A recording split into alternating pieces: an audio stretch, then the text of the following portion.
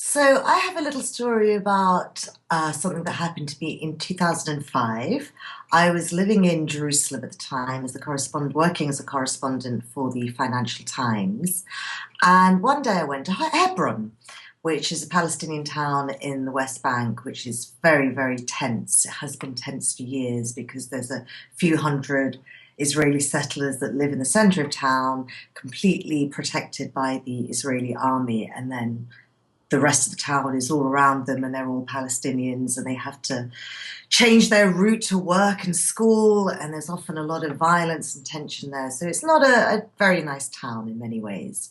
But I go there to go and interview some Indian Jews who had recently arrived in Israel, and they had been sponsored by an Israeli group to come to move from India to go and live in Israel, and they'd been put up in accommodation in Hebron. So go around with my fixer translator, and we go to their apartment. And the first thing that struck me was it was just like going to my parents' house, because you could smell the curry, and they had ZTV blasting out. And I thought this was such a strange flashback to my parents' home. Anyway, they were incredibly gracious, really nice, sweet people.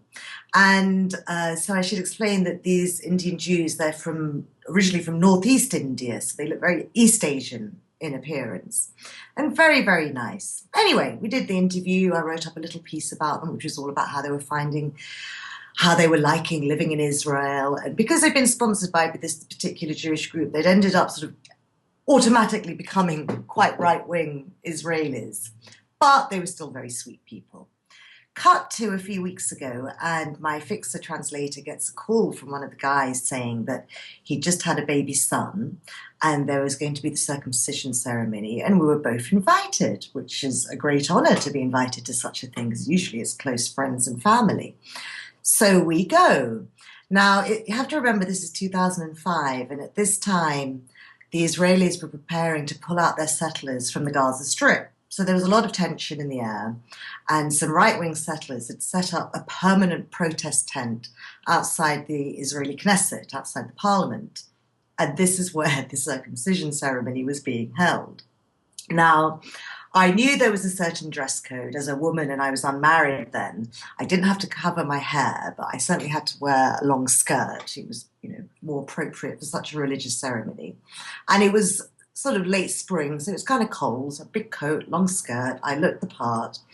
Turned up at the protest tent, and it was quite odd turning up as a guest rather than as a journalist. And my translator explained that we were indeed guests, and they're like, "Please come through, come through."